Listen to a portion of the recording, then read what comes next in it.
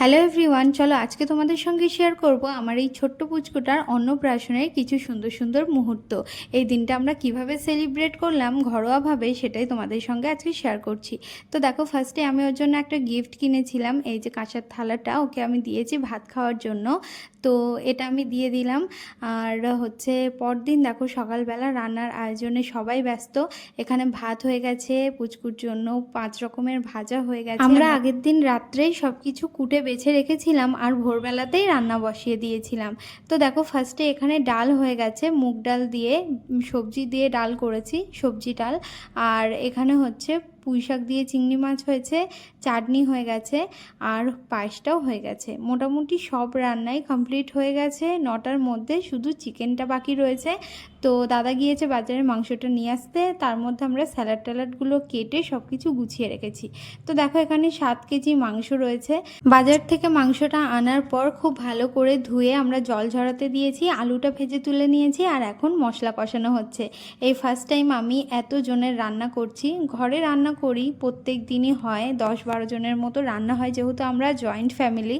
তো এই first time 35 জনের মতো রান্না আমি করলাম, ধরতে গেলে 40 জন প্রায়, তো কিছু জন আবার এক্সট্রা হয়েছিল। তো দেখো এখানে হচ্ছে কি আমি এখন মাংসটা কষাচ্ছি, খুব ভালোভাবে কষিয়ে নেব যতক্ষণ না তেল ছেড়ে আসছে। আমাদের বাড়ির নিয়ম অনুযায়ী আমাদের বাড়ির বাচ্চাদের যেখানে মুখে প্রসাদ দিতে নিয়ে যেতে হয়, মানে চাঁপাপুকুর হাজরাতলায় 1 সপ্তাহ আগে নিয়ে গিয়ে আমাদের পুচকুটাকে মুখে প্রসাদ দিয়ে এনেছিলাম, পুজো দিয়ে এসেছিলাম, তোমাদের সঙ্গে ভিডিও শেয়ার করেছিলাম। তো তার পরপরই ভেবেছিলাম ওর অন্নপ্রাশনটা করব। তো কিছু সমস্যার জন্য, মেনলি ওর ঠান্ডা লেগেছিল, প্রচণ্ড শরীরটা খারাপ ছিল, তার জন্যই কিন্তু ডেটটা পিছিয়ে দেওয়া হয়েছে। 1 সপ্তাহ পরে আবারও একটা ভালো দিন দেখে আজকে ওর অন্নপ্রাশনটা করা হচ্ছে। আর ইচ্ছা ছিল খুবই ওর অন্নপ্রাশনটা একটু বড় করে করার, কিন্তু সেটা আর হয়ে উঠলো না, যেহেতু সব কিছুই পরপর পড়ে যাচ্ছে, সামনে আবার বাড়ির পুজো রয়েছে, এই সব কিছু মিলিয়ে একটু সমস্যা হয়ে গেল। তো ঘরোয়াভাবে আমাদের ঘরোয়া কিছু আত্মীয় স্বজন নিয়ে, পাড়া প্রতিবেশী নিয়ে আজকে এবার তোমাদেরকে বলি রান্নার ব্যাপারটা। তো এই প্রথমেই আমাদের ঠিক ছিল না যে এতজন হবে, ভেবেছিলাম হয়তো 20-25 জন, তারপরেই দেখলাম যে এরকম হিসেব করতে করতে 35 জন থেকে আবার হয়ে গেল 40 জন। তো প্রথমে অল্প লোক হবে বলে আমরা রাঁধুনি কাউকে বলিনি।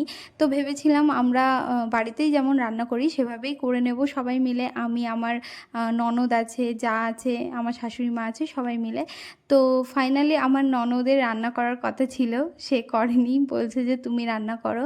তো সবাই হাতে হাতে কেটে বেছে, মানে সব কিছু জোগাড় করে দিয়েছিল, আর রান্নাটা ফাইনালি আমিই করেছিলাম।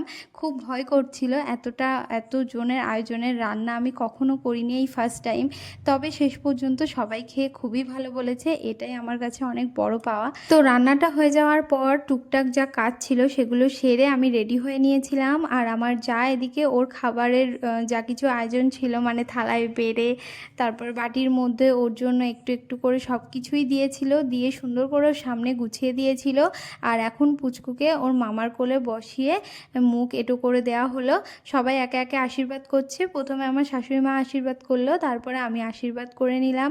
একে একে সবাই আশীর্বাদ করবে। এবার সব ভিডিও ক্লিপগুলো আমি নিতে পারলাম না, তাহলে ভিডিওটা অনেকটা লং হয়ে যাবে, এমনিতেই অনেকটা লং হয়ে গেছে ভিডিওটা। যেখানে ওকে মুখে প্রসাদ দিতে নিয়ে গিয়েছিলাম ওখান থেকেই চাল পুজো করে দিয়েছিল, সেই চালটা দিয়েই ওর পায়েসটা রান্না করা হয়েছে। ওর সামনে যা কিছু সাজিয়ে দেওয়া হয়েছে তার মধ্যে থেকে পায়েসটুকু ছাড়া কোনো কিছুই ওর মুখে দেয়া হয়নি, যেহেতু ছোট মানুষ, সেইভাবে পায়েসটুকু দিতেই ভয় করছিল, কিন্তু এটুকু না দিলেও হবে না যেহেতু অন্নপ্রাশন।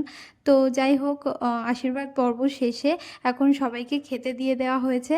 তো একে একে সবাইকে আমরা খেতে দিয়ে মোটামুটি ওই আমাদের খেতে বসতে বসতে 4:30 মতো, ওরকম 5টা মতো বেজে গিয়েছিল।